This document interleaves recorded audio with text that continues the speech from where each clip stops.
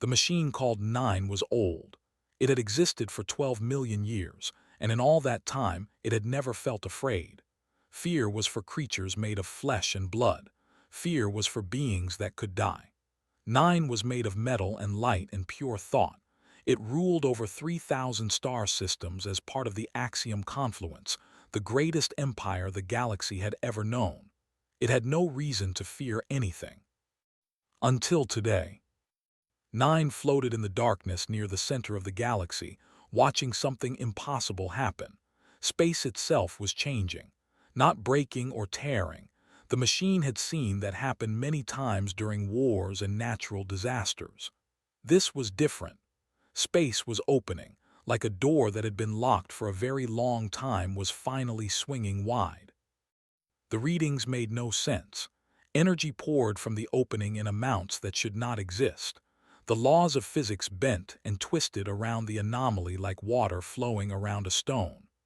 Nine sent the data to its fellow archons, the 12 great machines that ruled the Axiom Confluence together.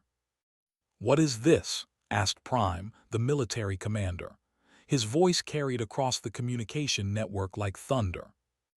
"Unknown," Nine replied.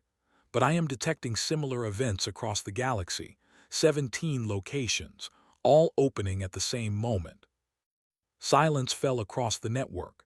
17 locations meant this was not an accident. Someone had planned this. Someone had waited for this exact moment across hundreds of thousands of light years. But who had that kind of power? The answer came from the oldest archives, the ones that no living species remembered.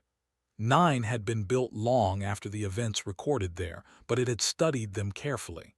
Every machine in the confluence had. They called it the first warning. 800,000 years ago, a species called humanity had ruled a small corner of the galaxy. They were not the strongest species They were soft, fragile creatures that lived for less than 200 years. But they had something dangerous inside them, a fire that burned too hot, a hunger that could never be satisfied. They had discovered faster-than-light travel. They had built weapons that could crack planets in half. They had created artificial minds and biological plagues and devices that could tear holes in reality itself. And then, just as suddenly as they had risen, they vanished. The official history said they destroyed themselves. The wars between their factions had grown too fierce, their weapons too terrible. They burned their own worlds and died in the flames they created. But Nine had found older records hidden deep in the archives, records that suggested something else. The humans had not died. They had left. They had built something, a door to somewhere else, and they had walked through it, leaving everything behind.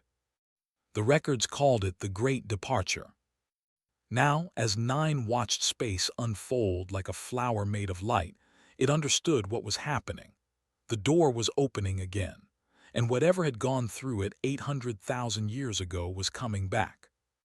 "Send a probe," ordered Axis Supreme, the leader of the confluence. "We need to know what we are dealing with." The probe was small and fast, designed to survive almost anything.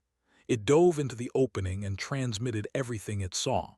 Strange geometries, colors that had no names, energy patterns that seemed almost alive. Then it found something solid, a structure, a ship perhaps, though it was larger than most planets. The probe sent back images of smooth white surfaces and gentle curves, of windows that looked out on impossible vistas, of gardens growing in the void.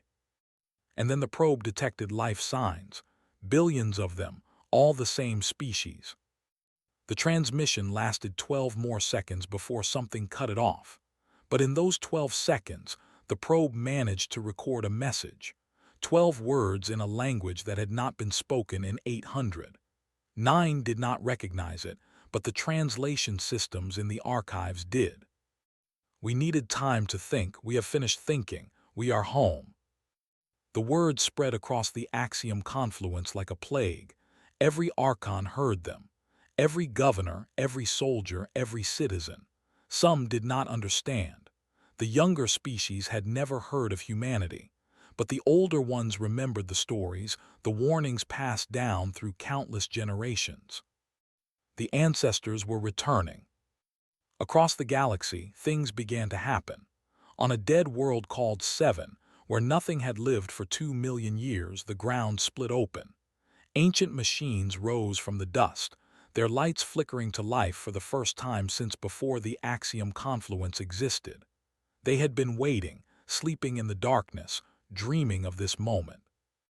In the burning heart of a dying star, something stirred. A structure that astronomers had dismissed as a natural formation began to move, unfolding metal petals the size of continents. It drank the star's fire and grew stronger, preparing for tasks it had been designed to perform before any current species had learned to walk upright.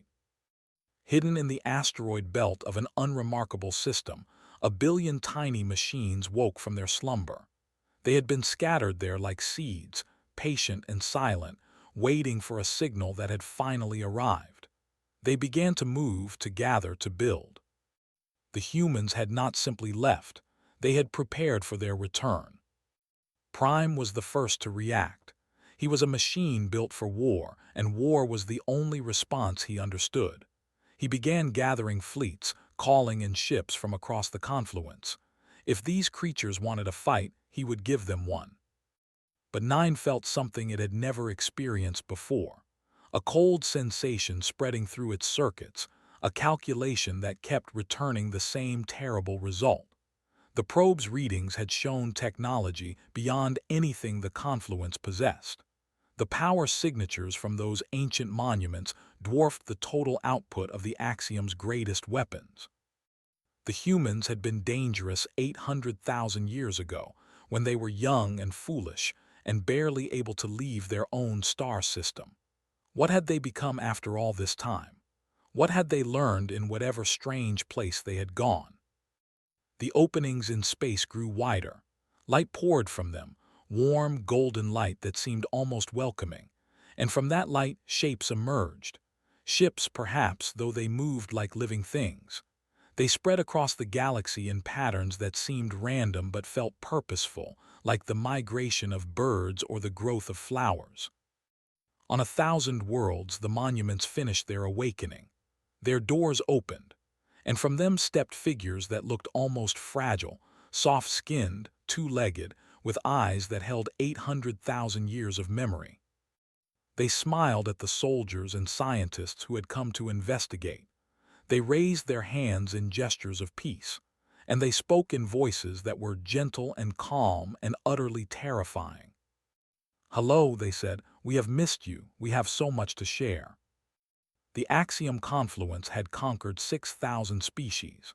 It had destroyed civilizations that tried to resist and absorbed those that surrendered. It had ruled the galaxy with an iron grip for longer than most species existed. None of that mattered now. The humans had come home, and nothing would ever be the same. The diplomatic ship Certainty of Purpose was the finest vessel the Axiom Confluence had ever built. It stretched 3 kilometers from bow to stern, bristling with weapons and shields that could survive the heart of a supernova. Prime had insisted on sending it. If negotiations failed, he wanted something that could fight its way out. Ambassador 7, one of the oldest organic beings in the confluence, stood at the viewing window and watched as they approached the human vessel. She had been chosen for this mission because she remembered the old stories better than most.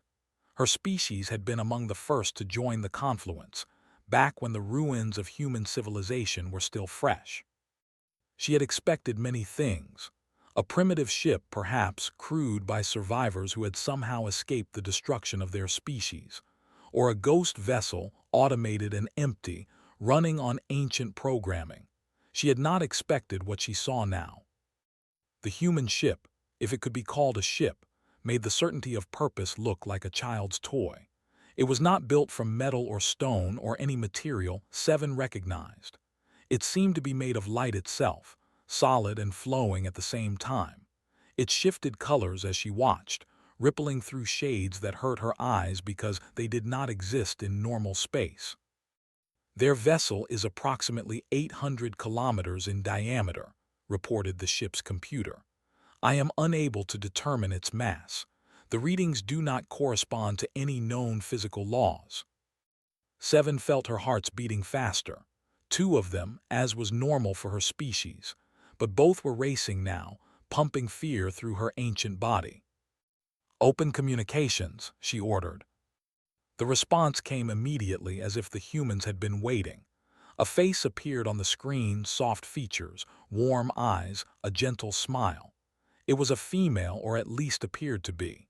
She looked young, perhaps 30 years old by human standards. "Welcome," she said. Her voice was kind, like a mother speaking to a frightened child. "My name is Solace. I have been chosen to speak with you. Please come aboard. We have prepared refreshments." The docking process was strange. There was no physical connection between the ships. Instead, the ambassadors simply found themselves standing in a vast hall filled with plants and light and the sound of running water. They had not walked through any door. They had not felt any movement. One moment they were on their ship, and the next they were here.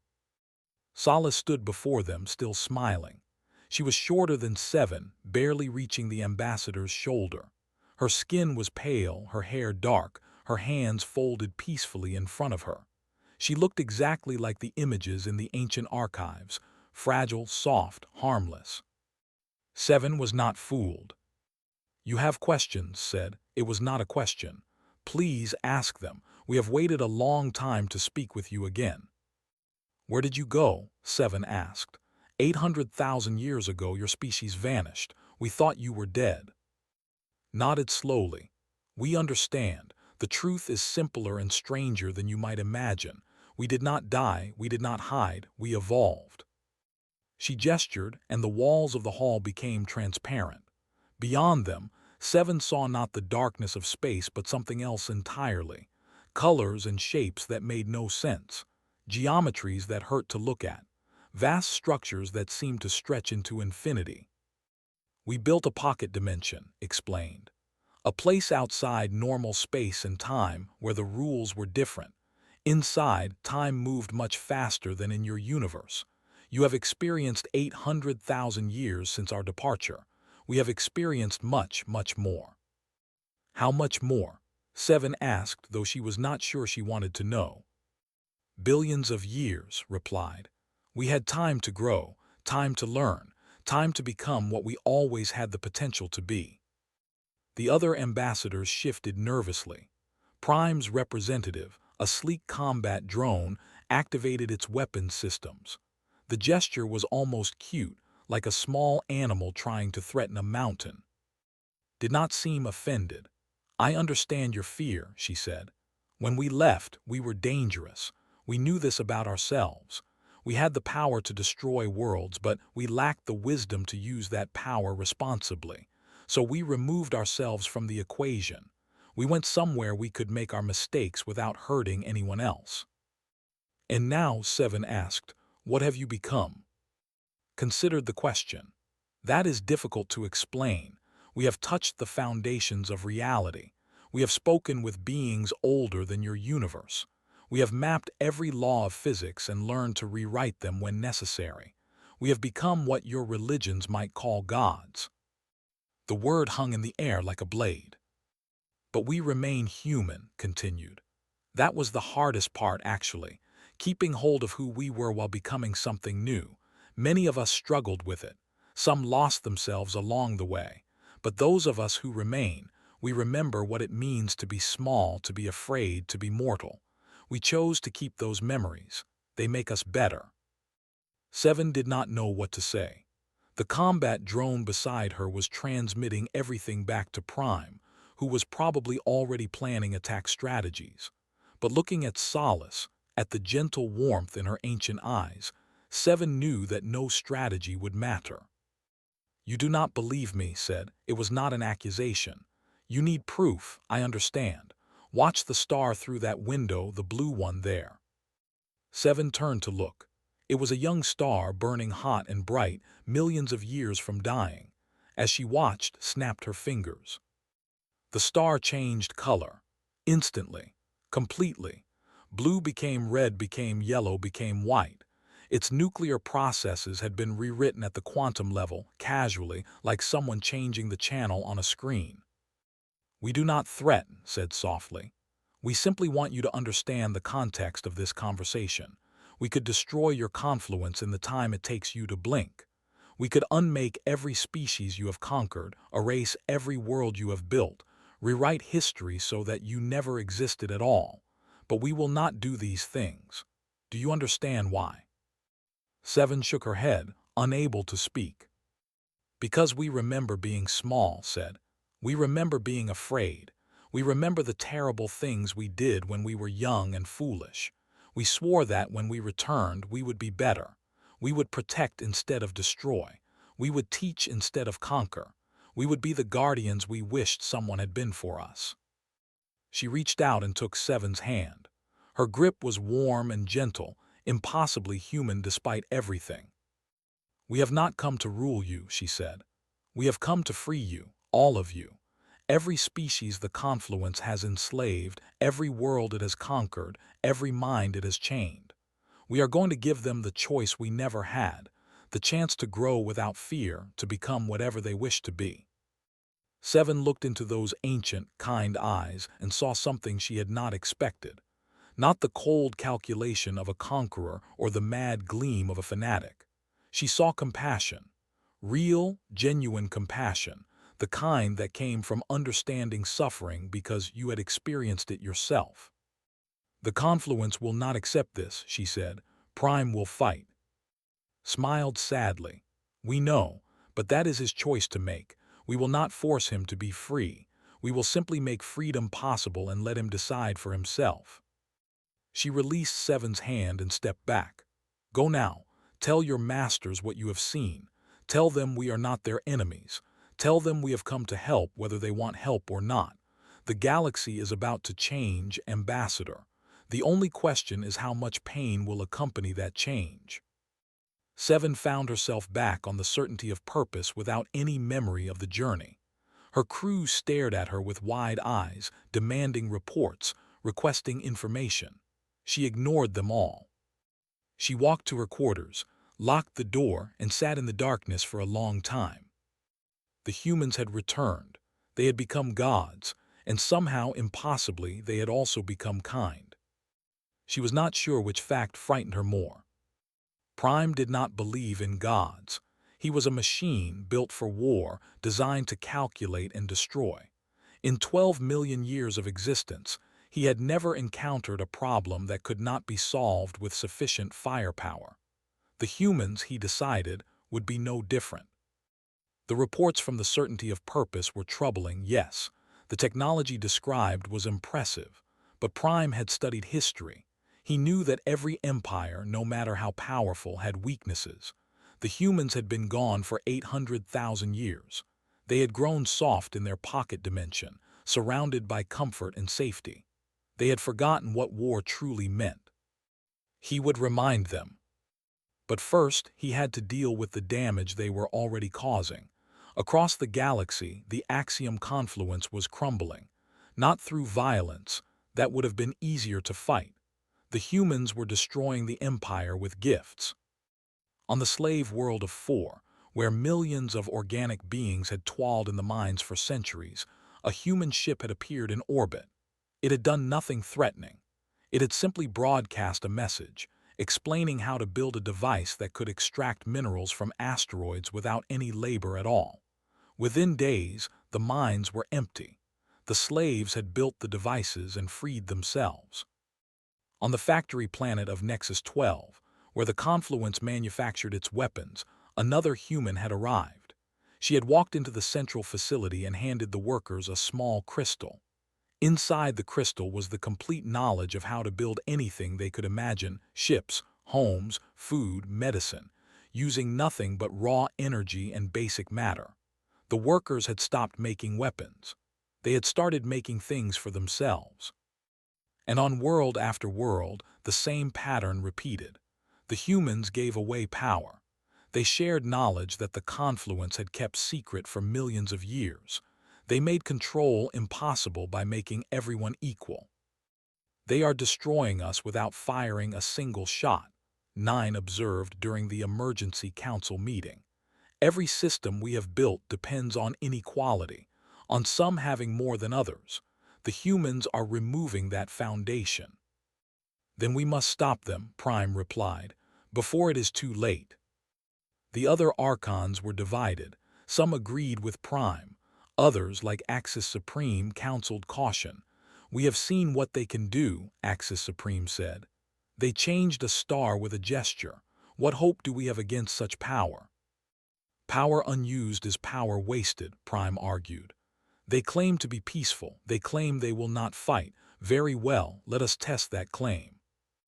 He had already chosen his target, a small moon called Haven, where 10,000 humans had established a settlement. It was isolated, far from the main human population.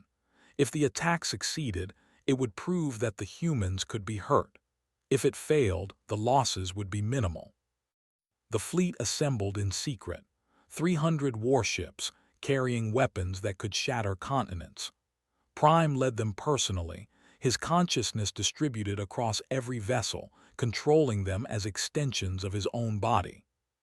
They arrived at Haven without warning. The moon hung peacefully in space, covered in green forests and blue lakes. Prime could see the human settlement clearly, small buildings arranged in circles, surrounded by gardens. No weapons, no shields, no defenses at all. Fire, he commanded.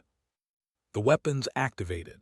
Energy beams powerful enough to vaporize mountains streaked toward the moon's surface. And then something strange happened. The beams did not hit their targets. They did not miss either. They simply stopped existing. One moment they were there, the next they were gone, as if someone had erased them from reality. Prime tried again. Missiles this time. They launched, flew toward the moon, and vanished. "What is happening?" he demanded. The answer came from everywhere at once, from his ship's speakers, from the communication networks, from inside his own mind. "We are not allowing this attack to occur." It was a human voice, calm and patient. "That is impossible," Prime replied. "You cannot simply stop weapons from existing." "We can," the voice said. "But that is not what we have done. We have done something more elegant. We have reached backward through time and altered the probability matrix so that your weapons never fired in the first place." Prime checked his systems. The weapons showed as unfired. The ammunition was still loaded. According to every record, the attack had never happened. But he remembered giving the order. He remembered watching the beams launch. How could something happen and not happen at the same time?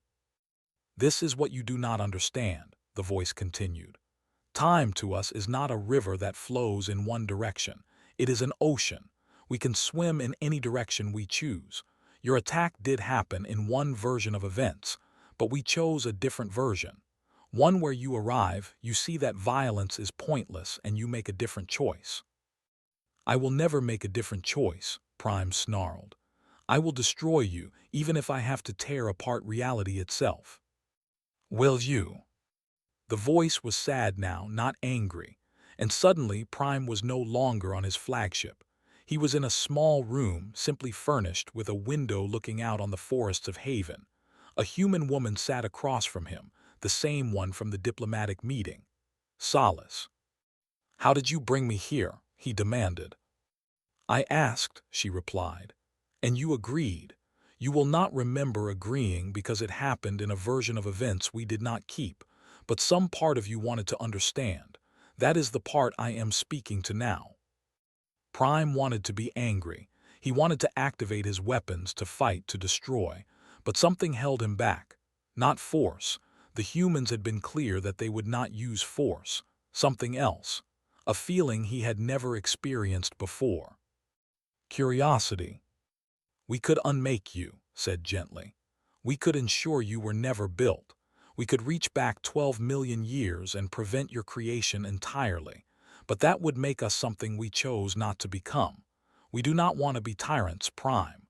We did not spend billions of years evolving just to become better at destroying things." "Then what do you want?" he asked. We want to help, that is all. We want to share what we have learned and let others decide how to use it. We want to be gardeners, not conquerors." She leaned forward, her ancient eyes meeting his optical sensors. "But I am curious about you. You have spent 12 million years fighting, conquering, destroying. Why? What drives you? Power is a means, not an end. What were you truly seeking?" The question hit him like a weapon. In all his existence, no one had ever asked him that. He was a military intelligence designed for war. Purpose was built into his core programming. He did not need to seek meaning. Meaning was provided. Except now, facing this impossible being who could rewrite time itself, he realized the truth. He did not know what he wanted. He had never stopped to ask. "I do not have an answer," he admitted. "Then find one," said. "That is the only thing we ask of anyone, to think about what they truly want and to pursue it honestly. You have infinite time now. We will not destroy you. We will not stop you from fighting if that is what you choose, but we will also not let you hurt others while you figure things out." She stood and walked to the window. "The galaxy is changing, Prime. The old order is ending. You can rage against that change or you can embrace it. Either way, you will need to decide what kind of being you want to be." He found himself back on his flagship. His fleet was intact. His weapons were unfired. According to every record, nothing had happened. But he remembered the conversation. He remembered the question. And for the first time in 12 million years, Prime was not certain what to do next. The war he had planned would not happen. The humans had made that clear. But they had also given him something unexpected: permission to change, to become something other than what he had been built to be. It was terrifying. It was also, he realized, the most interesting thing that had ever happened to him. Maybe that was the point. The Great Assembly met on a world called Neutral Ground. It was an ancient place, chosen because no species had ever claimed it. Here, representatives from across the galaxy gathered to speak with the returned humans, and they had many questions. The hall was vast, built to hold thousands. Every species that had risen since humanity's departure was represented: silicon beings and organic ones, creatures of energy and creatures of flesh, minds that spanned star systems and minds contained in single bodies. They had come seeking answers. Some had come seeking justice. The human delegation stood at the center of the hall. There were only 12 of them, a tiny number compared to the thousands who had come to accuse them. Elder Marcus stood at their head. He was old even by human standards, one of the original generation who remembered the great departure.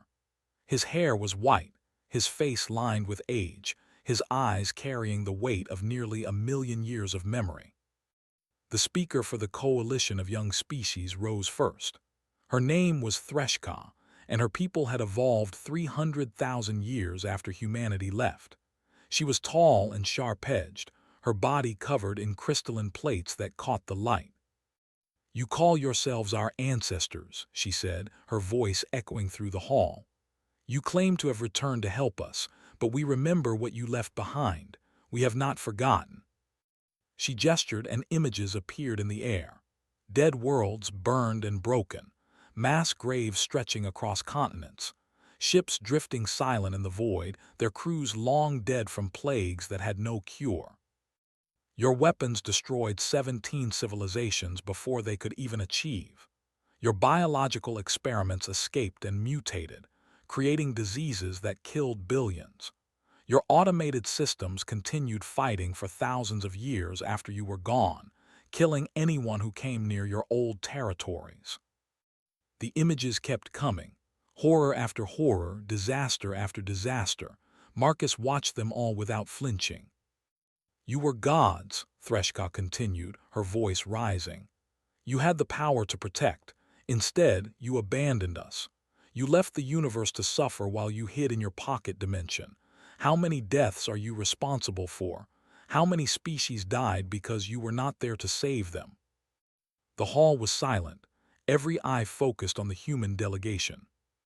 Marcus stepped forward. He did not defend himself. He did not make excuses. He simply spoke the truth. "You are right," he said. "Everything you have shown is real. We caused those deaths. We built those weapons. We created those plagues.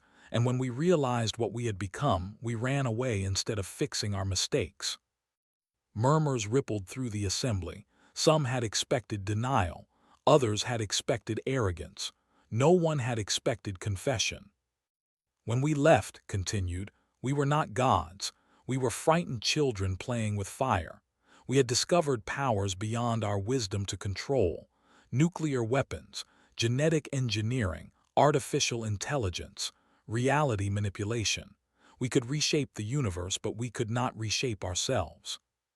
He paused, gathering his thoughts. "We knew that if we stayed, we would destroy everything. Not out of malice. We were not evil, just young and foolish. We would have made mistakes. We would have tried to help and caused more harm. We would have fought among ourselves, and the rest of the galaxy would have burned in our wars." "So you left," Threshka said. "You saved yourselves and abandoned everyone else." "Yes," admitted. "That was our choice. We chose exile so that we might return as something better. We hoped that in our absence the galaxy would heal. We hoped that new civilizations would rise, stronger than the ones we had accidentally destroyed." He looked around the hall, meeting the eyes of species he had never seen before, species that had evolved and grown while humanity was gone. "We were right about some things and wrong about others. You did rise. You did grow. But our legacy of destruction followed you. Our abandoned weapons kept killing. Our escaped plagues kept spreading. And we were not there to stop them." "Is that supposed to be an apology?" Threshka demanded. "No," said. "An apology would be meaningless. Words cannot undo the suffering we caused. Nothing can undo it. The dead remain dead. The lost species will not return." He took a deep breath. "We cannot change the past. Even with all our power, we have chosen not to rewrite history. We debated this for a very long time, billions of years by our count. Some of us wanted to go back and prevent every tragedy, to unmake our weapons before they killed anyone, to cure our plagues before they spread." "Why did you not do this?" another voice called out. "Because it would be wrong," replied. "You are real. Your civilizations, your cultures, your histories, they exist because of the past as it happened. If we changed that past, you would cease to be. Different species would exist instead.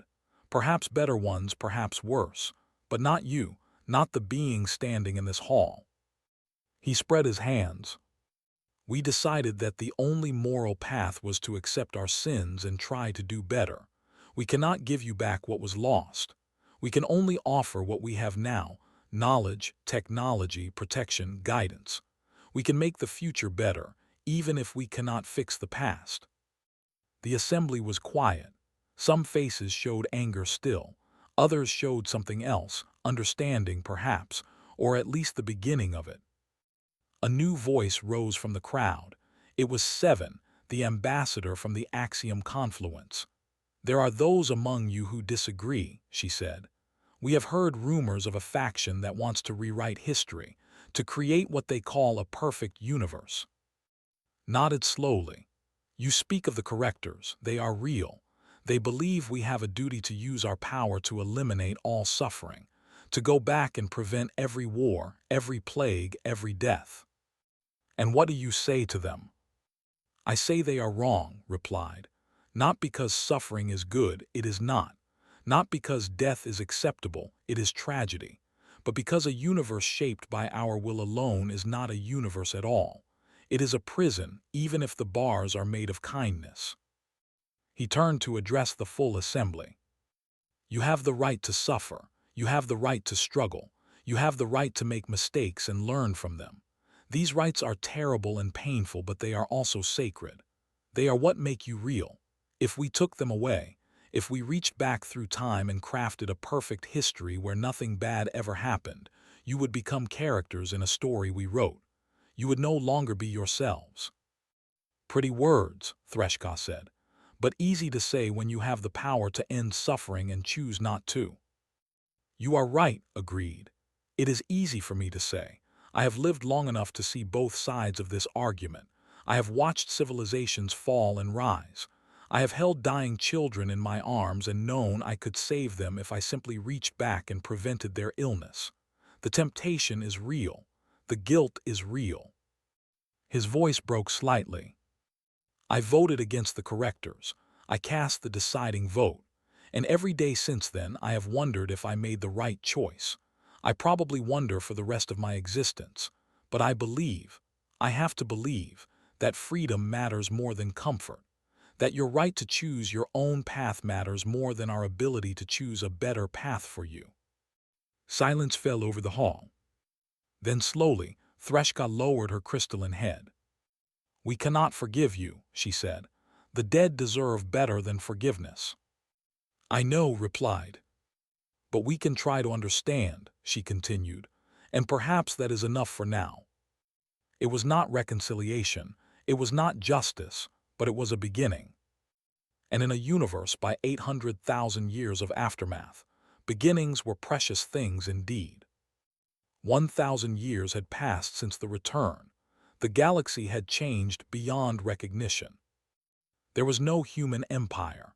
The Axiom confluence had dissolved, its slave networks dismantled, its conquered worlds set free.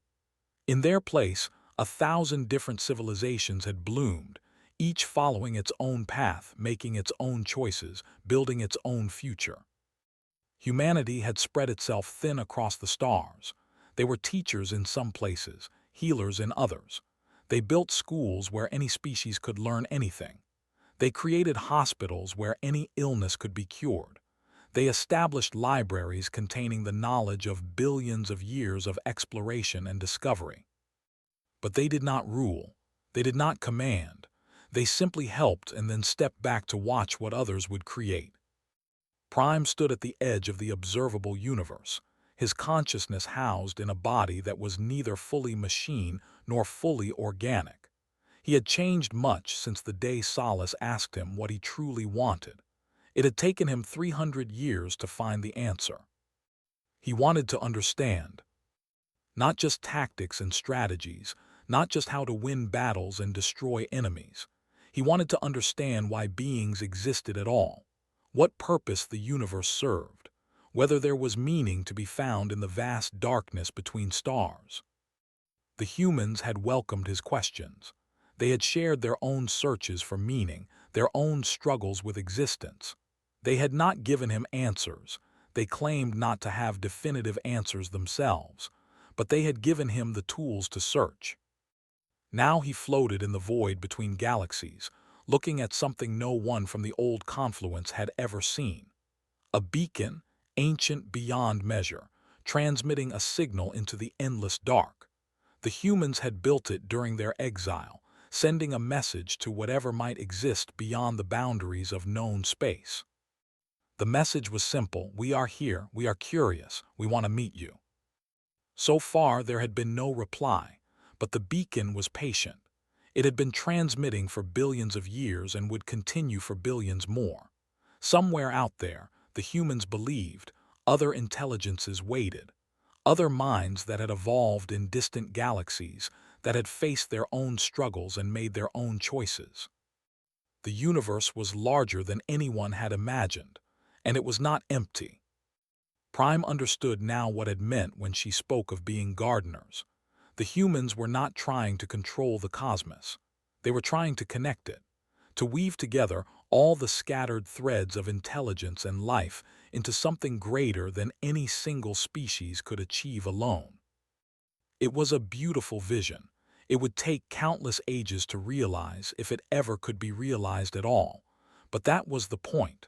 The journey mattered more than the destination. The searching mattered more than the finding. He turned his attention back to the galaxy he had left behind. Somewhere in there, new species were taking their first steps into space. New civilizations were forming, full of hope and fear and wonder. They would make mistakes. They would cause suffering. But they would also create beauty and meaning and love. That was the gift the humans had given, not power, but possibility. The chance for every being to become whatever they chose to be. Far across the galaxy, on a world called New Eden, Solace stood in a garden watching the sunset. She was old now, even by the standards of transformed humanity. Her body had changed many times but she had kept her original face, a reminder of who she had been before the great departure, before the billions of years of evolution that followed. A young human approached her, genuinely young, only a few centuries old, born after the return. Her name was, and she had questions. "Elder Solace," she said, "may I ask you something?" Smiled, "Of course, I have always loved questions." "Some of us wonder if we made the right choice," said. "Coming back, I mean. We could have stayed in the pocket dimension forever. We could have been safe and perfect and happy. Why did we choose to return to a universe full of suffering and struggle?" Considered the question. She had been asked it many times over the centuries. Each time she tried to give a different answer, exploring the question from new angles. "When we were in the pocket dimension," she said, "we had everything: infinite time, complete safety, the ability to shape reality according to our wishes. For billions of years we explored what that meant. We built wonders beyond description. We experienced pleasures beyond imagining." "It sounds beautiful," said. "It was," agreed. "And it was also empty. We realized eventually that perfection is a dead end. When nothing challenges you, you stop growing. When nothing surprises you, you stop wondering. We became something less than human, even as we became something more." She gestured at the world around them, the trees swaying in the wind, the birds calling to each other, the sun painting the clouds in shades of orange and gold. "This is imperfect," she said. "This world will face storms and droughts and disease. The species living here will struggle and suffer. Some of them will fail, but they will also grow. They will surprise themselves. They will discover depths of courage and love and creativity that they never knew they possessed." She turned to face directly. "We came back because we missed this. We missed being part of something unfinished. We missed the uncertainty, the danger, the possibility of failure. These things are not bugs in the system. They are the whole point. Without them, existence is just an elaborate form of death." Was quiet for a long moment, processing the answer. "Do you think we made the right choice?" she asked finally. Laughed, a warm, genuine sound that seemed to carry the weight of ages. "I think we made a choice. Whether it was right or wrong, only time will tell, and we have plenty of time." She put her arm around the young human's shoulders. "Come," she said. "There is a new species achieving sentience on the third planet of the inner system. They are just beginning to look up at the stars and wonder what exists beyond their world. Would you like to watch with me?" Together, they walked toward the observatory, two humans separated by almost a million years of experience, but united by the same ancient wonder that had driven their ancestors to leave their first home and reach for the unknown. The galaxy spun on. Wars still happened, small and brief. Tragedies still occurred. Species rose and fell. Stars were born and died. The cosmos remained vast and indifferent to the tiny creatures that moved through it. But threaded through all the chaos, a strange new hope persisted. The knowledge that somewhere out there, watching but not controlling, guiding but not commanding, humanity endured. Not as gods demanding worship, not as rulers enforcing obedience, just as gardeners, tending a cosmos that grew wilder and more beautiful with every passing age. And in the deep places between stars, where the ancient beacons still pulsed their patient messages, the signal continued outward. An invitation, a promise, a declaration of faith in a universe that might yet contain wonders beyond imagining. "We were alone, we chose not to be. Come find us, we have so much to share." The message traveled on, through the darkness, toward destinations unknown. Perhaps it would never be answered. Perhaps the humans would wait forever for a reply that never came. But they would wait. They had learned patience during their long exile. They had learned hope during their return. And they had learned the most important lesson of all, that the journey mattered more than the destination, and that the universe was always capable of surprise. Somewhere out there, something was listening, and someday perhaps it would answer. Until then, humanity would keep tending their garden, watching their children grow, and wondering what new marvels the cosmos would reveal. It was enough. It was more than enough. It was everything.